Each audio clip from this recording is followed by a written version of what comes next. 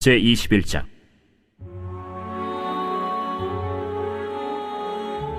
여호와께서 말씀하신 대로 사라를 돌보셨고 여호와께서 말씀하신 대로 사라에게 행하셨으므로 사라가 임신하고 하나님이 말씀하신 시기가 되어 노년의 아브라함에게 아들을 낳으니 아브라함이 그에게 태어난 아들 곧 사라가 자기에게 낳은 아들을 이름하여 이삭이라 하였고 그 아들 이삭이 난 지 8일 만에 그가 하나님이 명령하신 대로 할례를 행하였더라.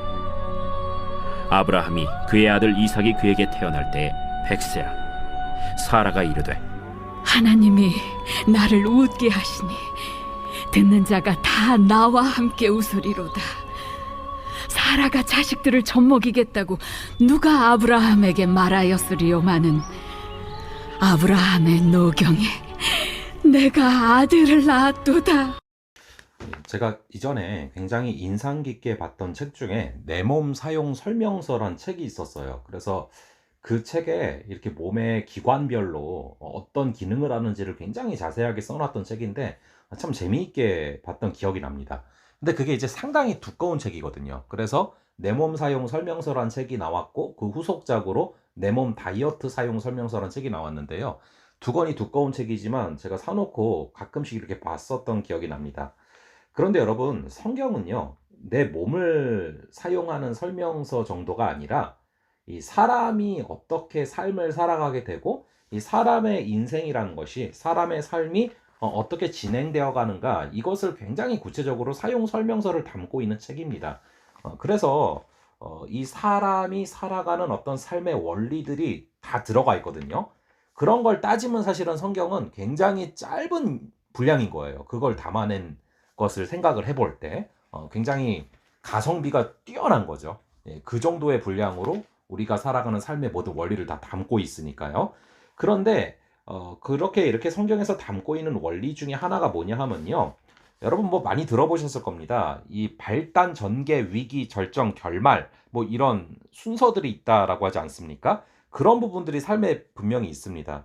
그래서 어떤 절정이 일어나기 위해서는 반드시 그 앞에 위기가 있다라는 거. 위기는 형통하지 않은 거, 그리고 선택의 여지가 없는 것, 그리고 절망할 수밖에 없는 상황들이 위기죠. 그런데 역설적으로 거기서 바로 이 절정이, 그리고 거기서 바로 답이 주어진다는 것입니다. 자, 그래서 십자가와 부활이 그렇잖아요. 이 십자가 고난을 통해서 오히려 부활이 있고 영광이 있습니다. 십자가가 없이는 영광이 없잖아요. 자, 그렇게 우리 주님께서는 우리의 삶을요, 항상 형통한 자리로만 인도하시지 않습니다. 굉장히 많은 한계 상황 속에서 고뇌하고 절망하고 넘어지고, 그러면서 거기서 바로 하나님의 사랑을 깨닫게 되는 거예요. 정말 절망의 자리에서 하나님을 체험하는 것입니다. 그래서 십자가가 바로 그런 것을 나타내잖아요. 왜 그렇게 우리의 인생을, 우리의 삶을 끌어가실까요? 왜냐하면 그런 과정을 통해서 하나님의 마음을 담게 되는 거예요. 그런 과정을 통해서 우리는 정말 하나님과 교제하게 되는 것입니다. 그래서 여러분, 우리가 이전에 본 것처럼 이 아브라함이 롯을 위해서 중보하잖아요. 그래서 막 하나님과 딜을 하는 것처럼 40명에서부터 10명 줄여나가고 5명 줄여나가고 막 이런 과정들을 거치지 않습니까? 그걸 통해서 결국에는 하나님의 아브라함을 향한 뜻이 이루어지잖아요. 그래서 이 긍휼이 있어야만 믿음의 길을 끝까지 걸어갈 수 있는데 그 긍휼을 하나님께서 허락하시지 않습니까? 자, 그렇게 하나님의 역사하심이 우리의 삶에서 나타날 때 우리에게는 반드시 위기라는 것들이 있는데요. 이 아브라함과 이삭도 그렇습니다. 이렇게 아브라함과 이삭도 참 이 앞에 보면은 뭐 하나님이 약속을 하셨는데 그게 믿기지 않으니까 막 웃기도 하고 속으로 비웃었다 또 걸리고 뭐 그러지 않습니까? 자, 그런데 정말로 이제 1년이 지나가는데 사라가 배가 불러오기 시작하는 거예요. 생명이 뛰노는 게 느껴지는 겁니다. 이때 사라가 얼마나 무서웠겠습니까? 얼마나 무서울 정도로 하나님을 경외하게 됐겠습니까? 정말 그 말씀이 그대로 이루어지는 거잖아요. 자, 그래서 정말 이 사라에게는 말씀이라는 것이 생명 그 자체입니다. 예, 이삭이 딱 눈에 나타났고 그리고 태어났을 때 하나님의 말씀이 생명이다라는 걸 완전히 느끼지 않았겠습니까? 그래서 이후에 이 사라의 모습들을 쭉 보면요, 정말 사라가 길을 펴는 모습을 보게 돼요. 이전까지는 항상 눌려 있었고 이 신앙이 자신의 신앙이 아니라 남편의 신앙을 따라가는 거였고, 근데 여기서부터 이삭을 낳게 되면서부터 정말 이제 나의 하나님이 되는 거죠. 남의 하나님이 아니라 나의 하나님이 되고, 정말 여기서부터 말문이 터져서 막 웃고 정말 기뻐하는 모습을 보게 됩니다. 이게 바로 말씀의 능력이죠. 여러분, 아브라함과 사라가 왜 이렇게 기뻐했습니까? 하나님의 말씀대로 이루어졌다는 그 사실 때문에 이렇게 기뻐하는 거예요. 그래서 1절에서도 보면은 여호와께서 말씀하신 대로 행하셨다라고 나오지 않습니까? 2절에서도 하나님이 말씀하신 시기가 되어. 자, 그렇게 계속해서 말씀하신 대로라는 것이 강조가 되고 있단 말이죠. 그래서 여러분, 잘 생각해 보시면은 25년 동안 하나님의 그 말씀 하나 믿고 걸어왔지만 불안한 순간들이 얼마나 많았겠습니까? 말씀이 과연 이루어지기나 하는 걸까? 이 20 몇 년 동안 기다리는데 전혀 기미도 안 보이고 얼마나 이것이 불안했겠습니까? 그런데 결국에 이삭이 눈에 보이는 그런 말씀의 열매로 태어나게 되면서 아들 때문에도 기뻤지만 신실한 하나님으로 인해서 더 기뻤던 거예요. 아, 하나님이 정말 말씀대로 이루시는 분이구나. 그 다음부터 뭐가 두려웠겠습니까? 그래서 여러분, 이 부분들을 기록하고 있는 것이죠.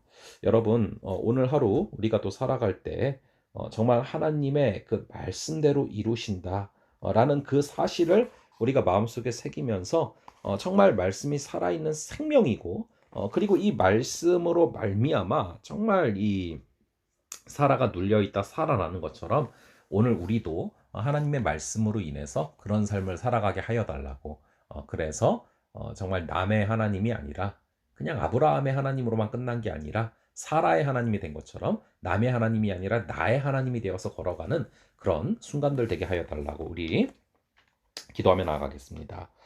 기도하시겠습니다.